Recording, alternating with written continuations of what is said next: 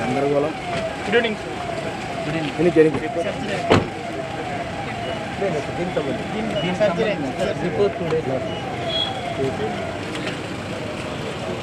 Please, try to understand.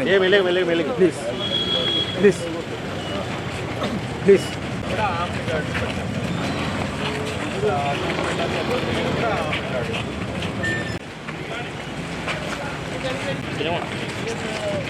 పదా నీకు బాగా మీరా చిన్నగా ఇది ఇటువైపు టెంపుల్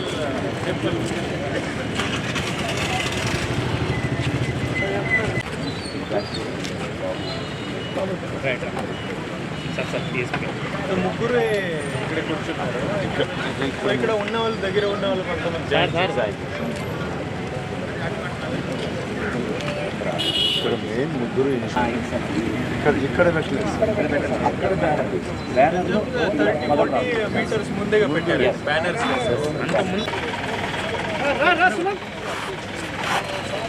ఇది తీసుకోవాలంటే ఇదే అవుతుంది.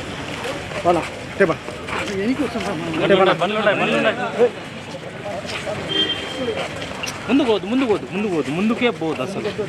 మంచి ఫ్రేమ్లు వస్తాయి మనకి. బండి వెనక్కి ఆఫీసర్స్ ఉన్నారు. నేను మళ్ళీ వచ్చేస్తాను. ఇప్పటి వరకు total check post, barricading, armed guards అన్ని చోట ఉంటాయి.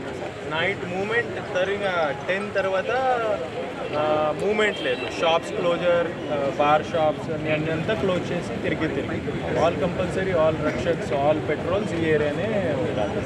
ఓకే.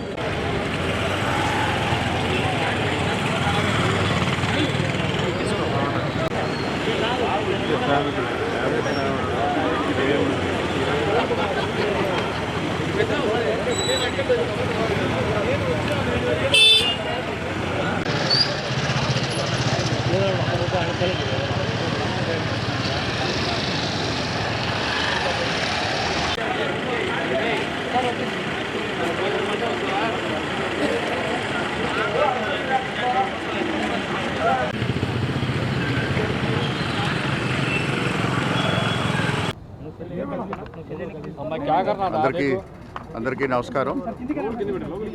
ఈరోజు ఉదయం కొంతమంది అల్లరి మూకలు మన కడపలో ఉన్నటువంటి ప్రశాంతమైనటువంటి వాతావరణాన్ని డిస్టర్బ్ చేయడానికి ప్రయత్నం చేయడం జరిగింది.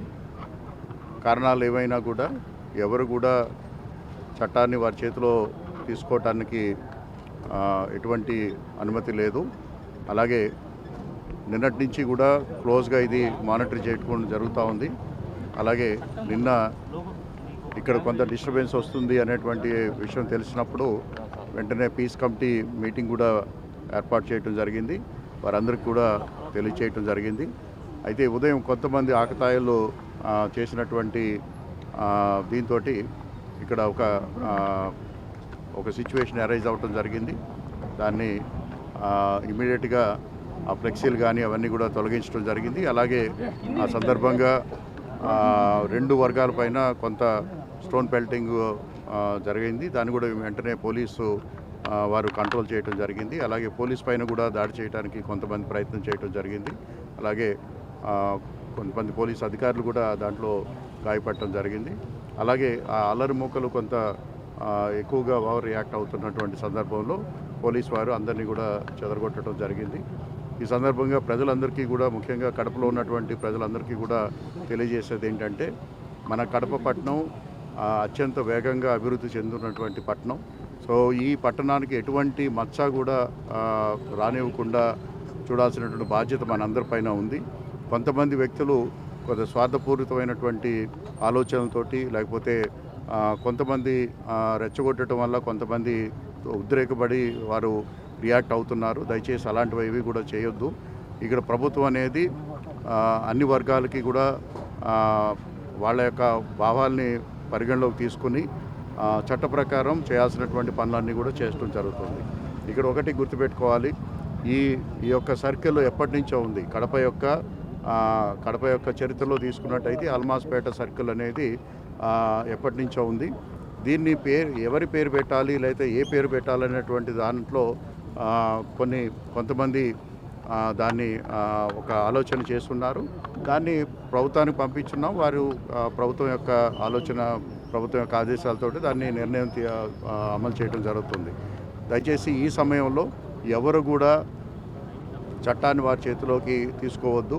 అలాగే తప్పుడు మాటలు, అలాగే ఒక కావాలని కొంతమంది ఒక వర్గప్రేరితమైనటువంటి వీటిని కూడా చేస్తున్నారు. అవి కూడా మా దృష్టికి వచ్చింది. సో వారిపైన కూడా కఠినమైనటువంటి చర్యలు తీసుకోవడం జరుగుతుంది. దయచేసి ప్రజలందరూ కూడా ఈ మత సామ్రాజ్యాన్ని ఎటువంటి ఇబ్బంది లేకుండా ప్రజలందరూ కూడా సహకరించవలసిందిగా కోరుతున్నాను. సార్, అంటే ప్రధానంగా దీనికి యాక్చువల్గా పేరు మార్చే ప్రపోజల్ ఉందా సార్? సో పేరు మార్చే ప్రపోజలు మున్సిపల్ కౌన్సిల్లో కొంతమంది తీసుకురావటం జరిగింది. అయితే మున్సిపల్ కౌన్సిల్ చాలా స్పష్టంగా ఒక తీర్మానం చేయటం జరిగింది. ఏమని అంటే, ఇది ప్రభుత్వానికి పంపించిన తర్వాత ప్రభుత్వం యొక్క రూల్స్ ప్రకారము, అలాగే వారి యొక్క ఆదేశాల మేరకు మాత్రమే ఇది నేను చేంజ్ చేసే పరిస్థితి ఉంటుంది. సో ఈ లోపల కౌన్సిల్లో తీర్మానం చేశారు అని చెప్పేసి ఎవరికి వారు సొంతంగా దీన్ని పేరు మార్చే పరిస్థితి తీసుకొస్తున్నారు. అది చట్ట ప్రకారం నేరం అవుతుంది. అది కూడా వారందరికీ కూడా తెలియచేయడం జరిగింది. ఓపిక పట్టండి, ఎందుకంటే ఇది అల్మాస్పేట సర్కిల్ అనేది ఎప్పటి నుంచో ఉంది. ఎవరికి కూడా ఈ పేరు మార్చినందువల్ల ఒక ఈ యొక్క ప్రాంతం యొక్క మార్పు అనేది రాదు. కానీ అది ఒక సెంటిమెంట్గా ఉంది కాబట్టి అందరూ వారి యొక్క ఆకాంక్షని ప్రభుత్వానికి తెలియచేయడం జరిగింది. వచ్చిన తర్వాత దానికి ప్రభుత్వం ఇచ్చినటువంటి ఆదేశాల మేరకు దాన్ని ఇంప్లిమెంట్ చేయడం జరుగుతుంది. ఈ లోపల ఎవరు కూడా దయచేసి వారి చట్టాన్ని వారి చేతిలో తీసుకోవటం, లేదంటే వాళ్ళంతా కూడా ఒక ఫ్లెక్సీ అంతా కలిపితే ఒక 100 రూపాయల ఫ్లెక్సీ అవుతుంది. ఆ ఫ్లెక్సీ తీసుకొచ్చి ఇక్కడ పెట్టినందువల్ల ఇక్కడ మన పట్టణంలో ఉన్నటువంటి శాంతి భద్రతలు కానివ్వండి, లేదంటే ఒక సౌత్ భారత విధానంలో ఎవరైతే అందరూ కూడా హిందువులు కానీ ముస్లింలు కానీ అందరూ కూడా ఒక కమ్యూనిటీగా ఉన్నటువంటి పరిస్థితుల్లో ఇట్లాంటి చర్యలు డిస్టర్బ్ చేస్తూ ఉంటాయి. అటువంటి వాటిని ఖచ్చితంగా ఖండించాలి. అలాగే వారిపైన ఖచ్చితంగా యాక్షన్ కూడా తీసుకోవడం జరుగుతుంది. కొన్ని సోషల్ మీడియా ఛానల్స్లోనూ అలాగే గ్రూప్స్లోనూ చాలా కన్వీనియంట్గా ఎడిట్ చేసినటువంటి అంశాలు ఒక ప్రేరేపించేటట్టు తయారు చేసి కొన్ని గ్రూపులో సర్క్యులేట్ చేస్తున్నారు. అది ఎస్పీ గారు ఆల్రెడీ ఎంక్వైరీ స్టార్ట్ చేశారు. సో అటువంటి వారిపైన దయచేసి మీకు వస్తున్నటువంటి సమాచారాన్ని మీరు సరిచూసుకోండి. అలాగే ఎవరైనా ఒక మోటివ్ కోసం ఇటువంటి సమాచారాన్ని సర్క్యులేట్ చేస్తుంటే ఇమ్మీడియట్గా పోలీసు దృష్టికి తీసుకురండి. ఎందుకంటే అది కమ్యూనల్ హార్మనీని దెబ్బతీసే విధంగా ఒక మోటివ్ తోటి చేస్తున్నారు, ఒక క్రిమినల్ ఇంటెంట్ తోటి చేస్తున్నారు.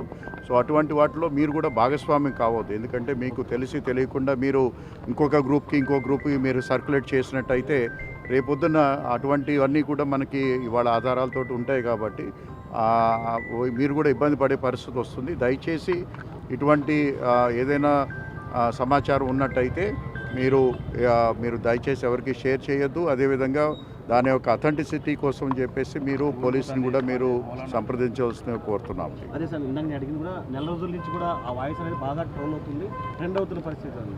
ఆ బేస్ ఆధారంగానే ఈరోజు ఇంత ఘటన జరిగిందచ్చు మనం. సో ఇది అంటే ఇది స్పొరాడిక్గా జరిగిన ఇన్సిడెంట్ కాదు. సో ఎస్పీ గారు అలాగే పోలీస్ నుంచి అలాగే ఇతర సోర్సెస్ నుంచి కూడా we got a solid information that there is an organized group is working with a political motive. దానిపైన కూడా డీటెయిల్గా దానిపైన ఇన్వెస్టిగేషన్ జరుగుతూ ఉందని చెప్పారు. So we will see. లేదండి, ఎటువంటి పర్మిషన్ లేదు. సో ఎటువంటి ర్యాలీని కూడా మనం పర్మిట్ చేయట్లేదు. ఒకటి ఇది మన కడప పట్టణానికి అలాగే కడప పట్టణం యొక్క పురోగతికి సంబంధించినటువంటి అంశం.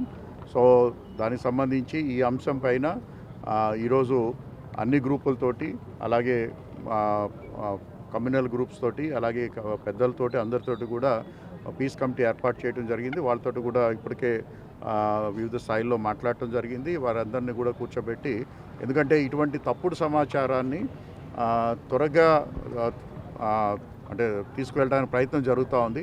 దాన్ని ఖచ్చితంగా మనం అందరం కూడా అడ్డుకోవాలి. అలాగే కడప యొక్క పీస్ని మనం కాపాడుకోవాలి. అది మార్నింగ్ నుంచి కడప టౌన్లో కొంతమంది యాంటీ సోషల్ ఎలిమెంట్స్ ఈ కమ్యూనల్ హార్మనీ డిస్టర్బ్ చేయడానికి చాలా ట్రై చేశారు. కానీ పోలీస్ సిబ్బంది మార్నింగ్ 7 నుంచి ఇక్కడ ఉండి వీళ్ళు ఈ యాంటీ సోషల్ ఎలిమెంట్స్కి ప్లాన్ అంతా డిస్టర్బ్ చేశారు. కొంతమంది ఒక రూమర్ క్రియేట్ చేసి కొంతమంది ఫ్లెక్సీస్లో పెట్టి ఈ కమ్యూనల్ హార్మనీ డిస్టర్బెన్స్ కొంతమంది ట్రై చేశారు. కానీ ఇక్కడ ఈ కమ్యూనల్ హార్మనీ కానీ లా అండ్ ఆర్డర్ డిస్టర్బ్ చేయడానికి ఎవరు కూడా పర్మిషన్ లేదు. దీని మీద ఖచ్చితంగా చట్ట ప్రకారం చాలా కఠినమైన చర్యలు తీసుకుంటాము. చాలామంది కేసెస్ పెట్టడం జరుగుతూ ఉంది. దీంట్లో ఒక ముఖ్యంగా చెప్పాలంటే కొంతమంది పోలీస్ సిబ్బంది ఇంజూర్ అయింది. పోలీస్ ఒక డే అండ్ నైట్ కష్టపడి ప్రజల రక్షణ కోసం ఇక్కడ తిరుగుతున్నాం. మీరు కూడా ఇక్కడ చూస్తున్న డైలీ నైట్ ఓన్లీ పని చేస్తున్నారు. వీళ్ళ మీద దాడి చేయడం అసలు టాలరబుల్ కాదు. దీని మీద ఖచ్చితంగా యాక్షన్ ఉంటుంది. ఒకటి క్వశ్చన్, ఇక్కడే అల్మాస్పేట కలెక్టర్ గారు చెప్పినట్లు అప్పటి నుంచి అల్మాస్పేట సర్కిల్ ఉంది. ఇప్పుడే కూడా ఇది అల్మాస్పేట సర్కిల్నే ఉంది. ఏదైనా డిసిజన్ వస్తే రూల్ పొజిషన్ ప్రకారం చట్ట ప్రకారం ఫార్మల్ ప్రాసెస్లోనే వస్తుంది. ఎవరికి యూనిలాటరల్లీ డిసిజన్ తీసుకోవడానికి దీనికి పర్మిషన్ లేదు. సో ఆ ప్రాసెస్ ఏదైతే ఉందో దీనికోసం వెయిట్ చేయాలి. దీనికి ఎవరికి ఏదైనా రిక్వెస్ట్ ఉంటే కలెక్టర్ గారి దగ్గర వచ్చి పైన ఆఫీసర్ దగ్గర వచ్చి వీళ్ళ రిప్రజెంటేషన్ ఇవ్వచ్చు, రిక్వెస్ట్ చేయొచ్చు. ఖచ్చితంగా దీనికి కన్సిడరేషన్ జరుగుతుంది. అని మళ్ళీ నేను ఒకసారి రిపీట్ చేస్తాను, లా అండ్ ఆర్డర్ కానీ కమ్యూనల్ హార్మనీ డిస్టర్బ్ చేస్తే మాత్రమే కఠినమైన చర్యలు మనమే తీసుకుంటాము.